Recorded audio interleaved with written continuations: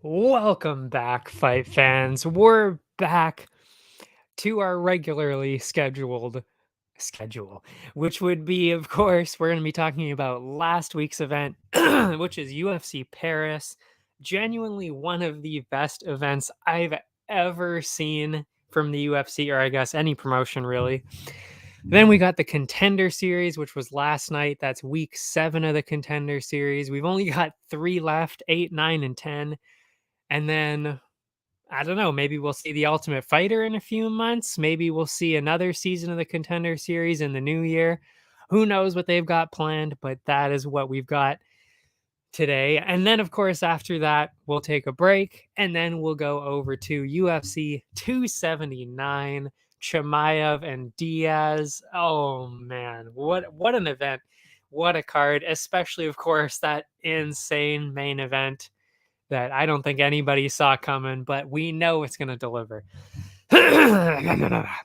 So we'll start with, of course, UFC Paris, and we'll make our way through it just like we have been for the last couple of broadcasts. We'll be a little bit shorter with the fights that I didn't necessarily cover, or that I didn't necessarily talk about last stream. And then we'll go more into depth about the ones that I did talk about. So, first one, Stephanie Egger, Aylan Perez, or Aylan? Yeah, I think it's probably Aylan Perez. Knew going into this, Egger, I mean, she was the one who was ranked. It just seemed like, and then Perez, of course, going into her debut. So it kind of just seemed like it was going to be a little bit one-sided. And, I mean, it kind of was. I mean, Perez did a little bit better probably than we would have thought. But still, Egger was dominating pretty much all of the grappling and, of course, some of the striking as well. Excuse me. But yeah, I mean, and Egger ended up getting the second round submission out of it. So, dominated the first round and then, of course, easily got the submission in the second round. Second fight, Christian Quinones and Khalid Taha. I knew this was going to be close going into it. I was thinking maybe Taha was going to get it done. That's the way I was kind of leaning towards it. I mean, he has the power. We know he has the power, especially against a debuting fighter in Quinones. But what can you say? I mean, I might as well just go through the whole fight. It's only a few sentences. It was a short fight. Quinones was trying to keep the distance out a bit. I mean, early. Makes sense. As I said, Taha does have that power. Using those jabs and kicks to avoid the huge power coming back at him. And he was doing a great job of avoiding most of that offense. But then every time Taha managed to land, it was pretty significant. Quinones then landed a bomb, dropped Taha to his knees. Oh, now I remember what happened. From there, he swarmed Taha with ground and pound, and the ref quickly stopped it.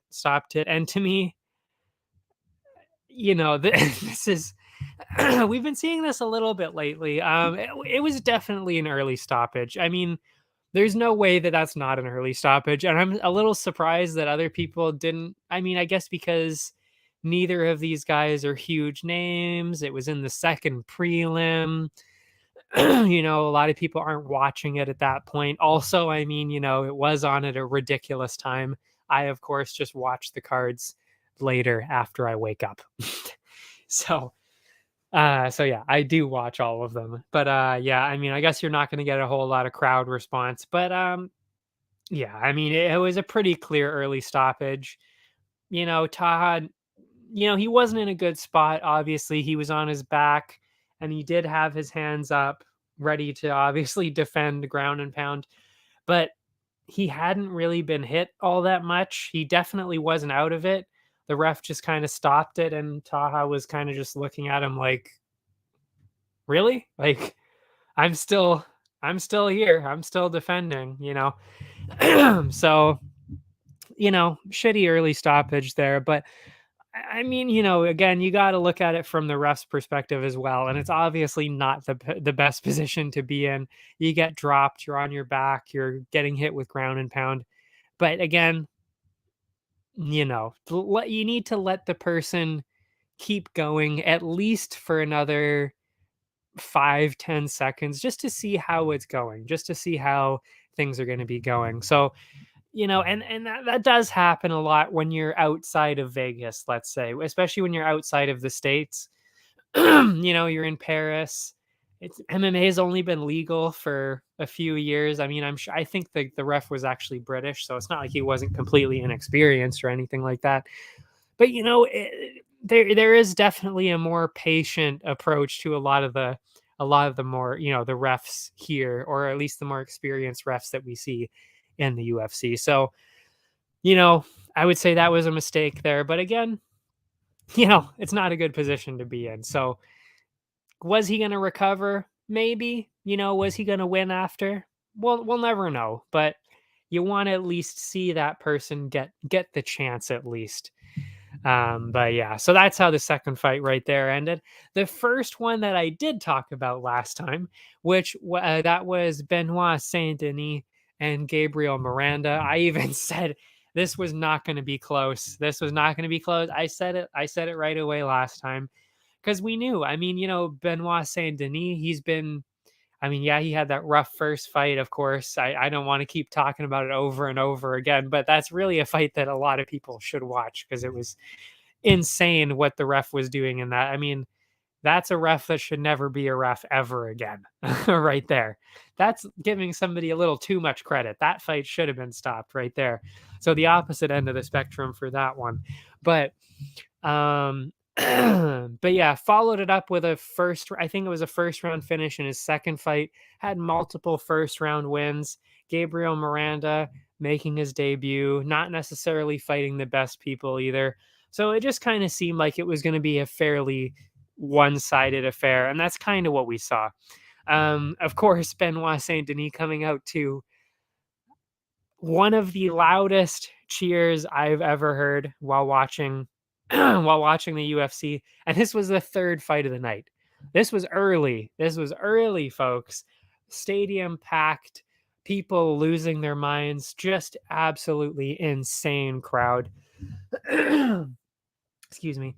And then Saint Denis came in and landed a huge body kick right away, and that really kind of set the tone for it right away. Miranda wanted no part of that, of course, tried to drag Saint Denis down, but knowing that he had a clear advantage on the feet, Saint Denis actually kept getting back to his feet, landing those huge shots and combos on Miranda. Miranda landed a couple of good ones as well, but clearly wanted to bring the fight back to the canvas, which of course might not even have been the best idea anyway, because we know or if you were paying attention to anything about Benoit Saint-Denis, he is very, very good on the ground. So, pick your poison at that point, right?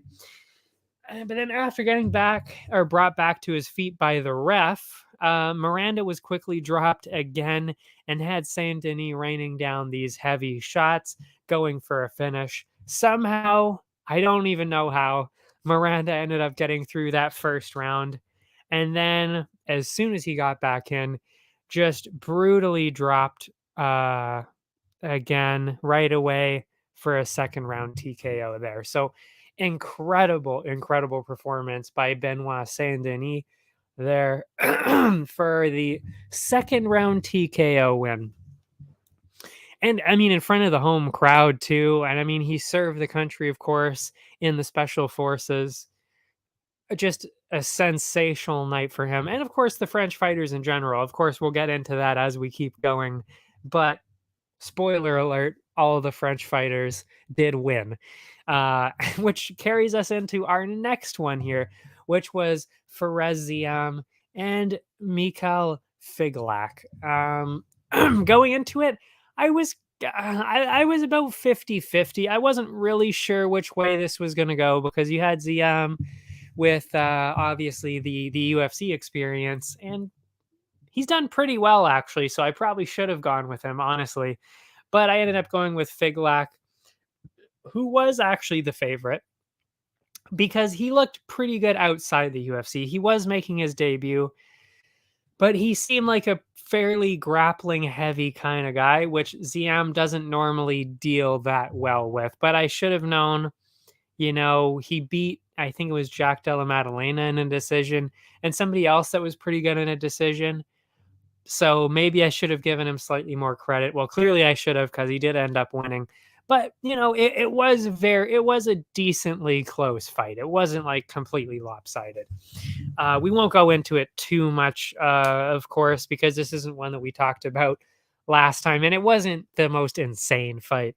But yeah, I mean, it was mostly just back and forth. Ziam was using his striking a decent amount, but also actually even ended up getting some takedowns, which I didn't see coming, and I don't think a lot of people saw that one coming either. But yeah, a lot of ground and pound, some takedowns here and there. Yeah, for Ziam there. And yeah, especially after the first 2 rounds, he fairly kind of dominated the first 2 rounds, especially doing that kind of strategy. Some decent striking to keep him at a distance, and then throwing in some takedowns there, which actually worked fairly well, surprisingly, considering what I said before this fight. Yeah. So decent unanimous decision for Ziam there. And I think people definitely need to take it more seriously. I mean, really, I think a lot of us were kind of just looking at what happened with McKinney and thought, I mean, we know how good McKinney is, but, when you get destroyed like that, it's like, okay. But yeah, I should have given him slightly more credit than that, I will admit. Second pick, Nasrat Haqparast, John Makdessi. I said this last time too. And really, I mean, there really isn't a whole lot else to say other than that's exactly what happened. I was saying